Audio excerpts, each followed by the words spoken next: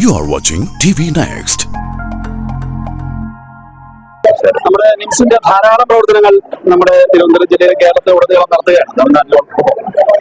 ഇന്നത്തെ ഈ ഒരു ഫംഗ്ഷൻ അല്ലെങ്കിൽ ഇന്ന് ഈ ട്രൈബൽ ഏരിയ അമ്പൂരി ട്രൈബൽ ഏരിയയിൽ ഈ ഒരു ഫംഗ്ഷൻ എങ്ങനെ വിലയിരുത്തും? സിറ്റിസൺ ഇന്ത്യ ഫൗണ്ടേഷൻ ഇവിടെ സാറിന്റെ ഏറ്റവും ആഗ്രഹമാണ് നഗരത്തിലെ ഏറ്റവും ഉൾപ്രദേശത്ത് പോയിട്ട് അവിടെ നഗര ഗ്രാമ വ്യത്യാസമില്ലാതെ രോഗികൾക്ക് ചികിത്സ എങ്ങനെ ലഭ്യമാക്കാമെന്നുള്ളതാണ്. അപ്പൊ നമുക്കറിയാമല്ലോ, ഇപ്പൊ കോർപ്പറേഷൻ ബന്ധിക്കാത്താണെങ്കിലും ഏറ്റവും നല്ല ആശുപത്രികളുണ്ട്. അപ്പൊ അവിടെ ഒരു രോഗിയെ നമുക്ക് ഏത് ഡോക്ടറിനെ ഏത് സ്പെഷ്യലിസ്റ്റെ കാണുന്നത് എളുപ്പമാണ്. പക്ഷെ ഇതുപോലുള്ള ഉൾഗ്രാമങ്ങളിൽ ഒരാൾക്ക് അസുഖം വന്നപ്പോൾ ഡോക്ടർ സ്പെഷ്യലിസ്റ്റ് സേവനം നടന്നുണ്ടെങ്കിൽ അവരെ ഇവിടെ നിന്നും എത്താവുന്ന താമസം അല്ലെങ്കിൽ പെട്ടെന്ന് ഡോക്ടർ റീച്ച് ചെയ്യാവുന്ന ബുദ്ധിമുട്ട്, അപ്പൊ അങ്ങനെയുള്ള ബുദ്ധിമുട്ടിൽ എങ്ങനെ മാറ്റിയെടുത്ത് അവരെയും അതുപോലെ അവർ ഗ്രാമത്തിൽ താമസിച്ചുകൊണ്ട് പോയി അല്ലെങ്കിൽ ഉൾഗ്രാമത്തിൽ ആയിപ്പോയി എന്ന് പറഞ്ഞാൽ അവർക്ക് ചികിത്സ വൈകരുത് എന്നുള്ള ഒരു കോൺസെപ്റ്റില് എങ്ങനെ എത്തിക്കാൻ പറ്റും, അതാണ് ടെലിമെഡിസിൻ ഒരു കോൺസെപ്റ്റോട് നമ്മൾ എത്തിയത്. ഏറ്റവും ഉൾഗ്രാമമായിട്ടുള്ള അമ്പൂരിയിലെ ഈ ഭാഗത്ത് സിറ്റിസൺ ഫൗണ്ടേഷന്റെ ഈ ഒരു ബ്ലോക്ക് എല്ലാം നിർമ്മിച്ച് ഇതിനകത്ത് ഒരു ഡോക്ടർ MBBS ഡോക്ടറും നഴ്സുമാരും പാരാമെഡിക്കൽ സ്റ്റാഫും അവിടെ ഉണ്ടാവുകയും അതോടൊപ്പം തന്നെ ഏത് സ്പെഷ്യലിസ്റ്റ് വേണമെങ്കിലും കാണുവാനുള്ള ടെലിമെഡിസിൻ ഫെസിലിറ്റി അവൈലബിളാക്കുകയും ചെയ്തിട്ടുണ്ട്.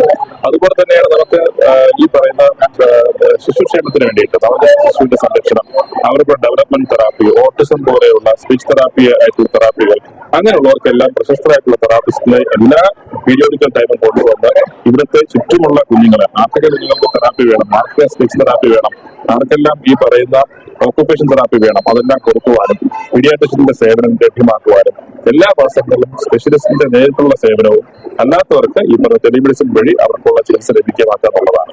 ഉദാഹരണത്തിന് ഇപ്പോൾ ഒരു ജനറൽ മെഡിസിൻ ഡോക്ടറെ കാണുമ്പോൾ നമ്മൾ ബ്ലഡ് ടെസ്റ്റിന്റെ റിപ്പോർട്ട് വരുമ്പോഴേക്കും അതിനകത്ത് ഇപ്പോൾ ക്രിയാറ്റിന്റെ അളവ് കൂടിയിരിക്കുന്നു. അപ്പൊ സ്വാഭാവികമായിട്ടും ക്രിയാറ്റിന്റെ അളവ് കൂടുതലും പല കാരണങ്ങൾ കൊണ്ട് കൂടാം. അപ്പൊ സ്വാഭാവികമായിട്ടും ഡ്യൂട്ടി ഡോക്ടർ എന്ത് ചെയ്യും, നെഫ്രോളജിസ്റ്റിനെ കാണാൻ വേണ്ടി പറയും. അപ്പം ആ ഒരു സംവിധാനം ഇവിടെ നിന്ന് ഒരു കമ്പ്യൂട്ടർ മോണിറ്റർ ഓൺ ചെയ്യുമ്പോൾ നെഫ്രോളജിസ്റ്റ് വരികയും മുനിസിപ്പാലിറ്റിയുടെ നെഫ്രോളജിസ്റ്റ് മുന്നിൽ വരികയും അവരുടെ ഈ കാര്യങ്ങൾ സംഭവിക്കുകയും രോഗികൾ നേരിട്ട് കാണാൻ അവസരം ഉണ്ടാക്കുകയും എന്താണ് കാരണമെന്ന് ചോദിച്ച് മനസ്സിലാക്കുകയും മരുന്നുകൾ കൊടുക്കുവാൻ സാധിക്കും. അല്ല, നിങ്ങൾ നേരിട്ട് വരണമെന്നുണ്ടെങ്കിൽ മാത്രം 100 പ്രാവശ്യം നമ്മൾ ഡോക്ടറെ കാണാൻ പോകുന്നിടത്ത് നമുക്ക് 90 പ്രാവശ്യവും ഡോക്ടറിന്റെ ഈ പറയുന്ന ടെലിമെഡിസിൻ വഴി 10 പ്രാവശ്യം നേരിട്ട് പോയി കാണേണ്ട ആവശ്യം വരുന്നുണ്ട് എന്നുള്ളതാണ് ഇത് ഏറ്റവും വലിയ കാര്യം.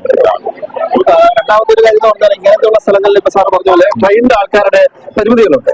അപ്പൊ നമുക്ക് ഇതിലുള്ള ആൾക്കാരെ നമുക്ക് ട്രെയിൻ ചെയ്യിപ്പിക്കാൻ ഏറ്റവും വലിയ ഭാഗ്യം എന്ന് പറയുന്നത് ഇത്രയും വലിയ ഉൾഗ്രാമം നമ്മൾ പറയുമ്പോഴും ഈ ക്ലിനിക്കിൽ വർക്ക് ചെയ്യുന്ന നഴ്സ് BSc നഴ്സാണ്, അവർ ട്രെയിൻഡ് നഴ്സാണ്. ആ നഴ്സിനെ തന്നെ ഞങ്ങൾക്ക് സഹപ്രവർത്തകമായി മാറ്റാൻ പറ്റിയെന്ന് ഒന്നാമത്തെ കാര്യം. രണ്ടാമത്തെ ഡോക്ടറെ ട്രിവാൻഡ്രത്തെ ഏറ്റവും നല്ല മെഡിക്കൽ കോളേജിൽ പഠിച്ച് പാസ്സായ ഡോക്ടറാണ്. അപ്പൊ ആ ഡോക്ടറും വർക്ക് ചെയ്യാനായിട്ട് വില്ലിംഗ് കാണിച്ചു എന്ന് വേണം. അപ്പം ഏറ്റവും വലിയ ഈ ഒരു ഏറ്റവും പുതിയ ജനറേഷനാണല്ലോ നമ്മൾ ജീവിക്കുന്നത്. അപ്പൊ അങ്ങനെ പറയുമ്പോഴും അവർക്കും ഈ പറയുന്ന ജീവന പ്രവർത്തനത്തിലും ആതുര സേവനത്തിലൊക്കെ അഭേദമായ ഒരു കാര്യം അവർക്കുണ്ടെങ്കിൽ സെറ്റ് ചെയ്താൽ നിൽക്കുമല്ലോ. അവർ 40 കിലോമീറ്റർ ട്രാവൽ ചെയ്യേണ്ട ആവശ്യമൊന്നുമില്ലല്ലോ.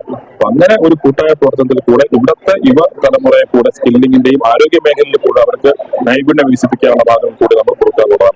ബഹുമാനപ്പെട്ട ഈ മണ്ഡലത്തിലെ MLA യും അതുപോലെ തന്നെ TK നായർ സിറ്റിസൺ ഫൗണ്ടേഷനും ഇവിടുത്തെ പ്രവർത്തകരും എല്ലാം ഒരുമിക്കുമ്പോഴാണ് ഇതൊക്കെ യാഥാർത്ഥ്യമാകുന്നത്. ഒരു വ്യക്തി കൊണ്ടോ അല്ലെങ്കിൽ ഒരു ഓർഗനൈസേഷൻ കൊണ്ടും ചെയ്യില്ല. ഇപ്പൊ പബ്ലിക് പ്രൈവറ്റ് പാർട്ണർഷിപ്പിന്റെ ഇതിൽ തന്നെ ഇനിയും സ്വകാര്യ ഗവൺമെന്റ് പങ്കാളിത്തങ്ങൾ കൊണ്ട് ഇതുപോലുള്ള പ്രവർത്തനങ്ങളിൽ നിന്ന് എത്തുവാൻ കൂടുതൽ കഴിയട്ടെ എന്ന് ഞാൻ പ്രാർത്ഥിക്കാൻ ആശംസിക്കുകയാണ്. ഈ ചാനൽ സബ്സ്ക്രൈബ് ചെയ്യാൻ റെഡ് ബട്ടൺ ക്ലിക്ക് ചെയ്യുക.